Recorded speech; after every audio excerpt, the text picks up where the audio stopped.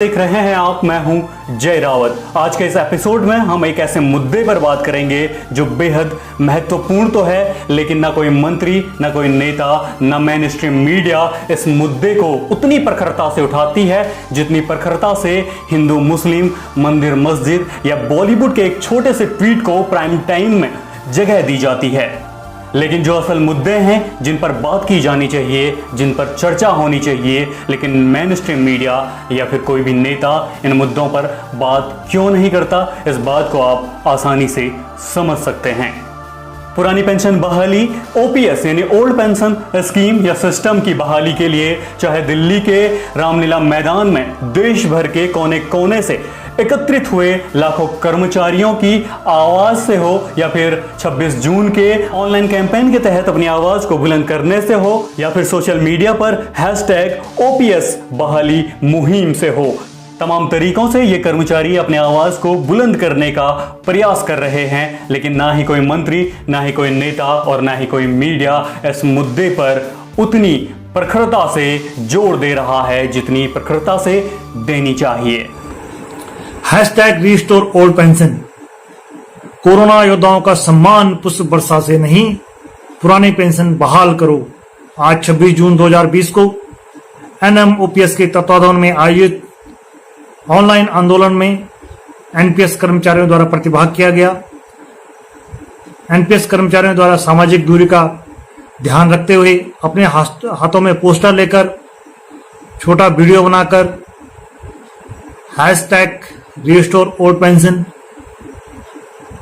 लिखकर ट्वीट किया गया। ये ट्वीट माननीय प्रधानमंत्री, माननीय वित्त मंत्री, माननीय गृह मंत्री और तमाम अन्य जाने माने हस्तियों को ट्वीट किया गया। आपको विदित है 1 जनवरी 2004 के बाद केंद्र सरकार ने सेना को छोड़कर सभी कर्मचारियों की पुरानी पेंशन को समाप्त कर एनपीएस लागू किया। तब से लेकर आज तक इसमें असमंजस की स्थिति बनी हुई है और ये पुरानी पेंशन बहाली का जो आंदोलन है ये लगातार आगे भी चलता रहेगा। आज का ये कार्यक्रम काफी सफल रहा, उसके लिए आप सभी का आभार एवं धन्यवाद। इन्हीं कर्मचारियों से बात करते हुए एक बात भी सामने आई कि यदि कोई नेता एक दिन के लिए, मात्र एक दिन के लिए विधायक बनता है तो उसको आजीवन पेंशन दी जाती है, और वही नेता यदि एक दिन के लिए, मात्र एक दिन के लिए सांसद बन जाए तो उसको विधायक और सांसद दोनों की पूरी पेंशन दी जाती है। लेकिन अपने जीवन के अहम 60 वर्षों तक सरकार की सेवा करने वाले इन कर्मचारियों को पेंशन नहीं दी जाएगी। ये उनकी बुढ़ापे की लाठी को छीनने जैसा है। एक संविधान के अंदर एक जैसे नागरिकों के लिए ये दोहरी नीति आखिर अच्छी कैसे हो सकती है। नमस्कार दोस्तों, कल ट्विटर पर एक छोटी सी मुहिम चलाई गई पुरानी पेंशन बहाली योजना को लेकर, और जिस तरीके का व्यापक जनसमर्थन इसे मिला है, सिर्फ कर्मचारी वर्ग ही नहीं अपितु आम जनमानस ने भी इस मुद्दे पर पूरी तरीके से अपना सहयोग दिया है। और इसीलिए जो है ये मुद्दा कल ट्विटर पर लगातार टॉप 5 में लगातार ट्रेंड करता रहा पूरे दिन भर। देखिए, मुझे लगता है कि अब वो समय आ चुका है जब सरकार को पुरानी पेंशन बहाली के इस मुद्दे पर गंभीरतापूर्वक विचार करना होगा और इसे अपने प्रमुख राजनीतिक एजेंडों में शामिल करना होगा।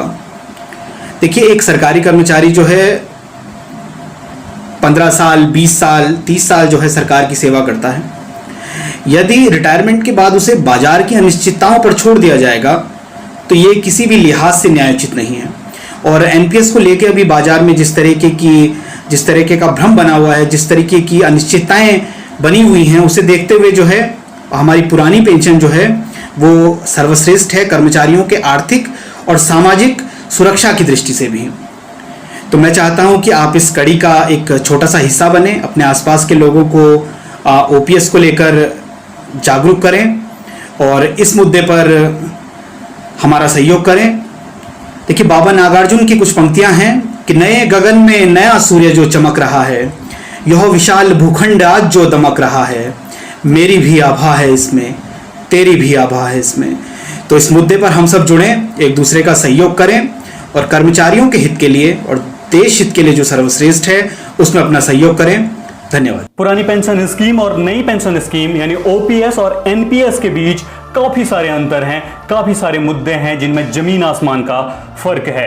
कुछ तथ्यों को हम आपके सामने समझाने का प्रयास करेंगे। बहुत सारे तथ्य हैं जिन पर आप जाके स्टडी कर सकते हैं, उनका अवलोकन कर सकते हैं, लेकिन कुछ मुद्दों को, कुछ तथ्यों को हम आपके सामने रखने का प्रयास कर रहे हैं जो इस प्रकार से हैं। पुरानी पेंशन पाने वालों के लिए जीपीएफ सुविधा उपलब्ध है, जबकि ये नई पेंशन स्कीम यानी एनपीएस में नहीं है। पुरानी पेंशन के लिए वेतन से कटौती नहीं होती है, जबकि नई पेंशन योजना में वेतन से प्रति माह मूल वेतन एवं डीए से 10% की कटौती निर्धारित है। पुरानी पेंशन योजना में रिटायरमेंट के समय एक निश्चित पेंशन अंतिम वेतन का 50% की गारंटी है, जबकि नई पेंशन योजना में पेंशन कितनी मिलेगी यह निश्चित नहीं है। यह पूरी तरह शेयर मार्केट एवं बीमा कंपनियों पर निर्भर है। पुरानी पेंशन योजना में विवाद की स्थिति में कर्मचारी सरकार के समक्ष अपनी समस्या रख सकता है, जबकि नई पेंशन में यदि कोई समस्या आती है तो कर्मचारी को सरकार से नहीं बल्कि बीमा कंपनियों से लड़ना होगा। इसी तरह के कई और अन्य अहम तथ्य हैं जो आप अपने स्तर से उनकी स्टडी कर सकते हैं। यदि ये कर्मचारी जीवन के अहम 60 वर्षों तक सरकार की सेवा करते हैं तो सरकार को भी इनके बुढ़ापे में इनकी बुढ़ापे की लाठी को नहीं छीनना चाहिए, इनको पेंशन दी जानी चाहिए। इस वीडियो में फिलहाल इतना ही। हमारे चैनल को सब्सक्राइब कीजिए, बेल आइकन को प्रेस कीजिए। मिलते हैं एक अगली वीडियो में अगली खबर के साथ। तब तक अपना ख्याल रखिए, सुरक्षित रहिए। नमस्कार।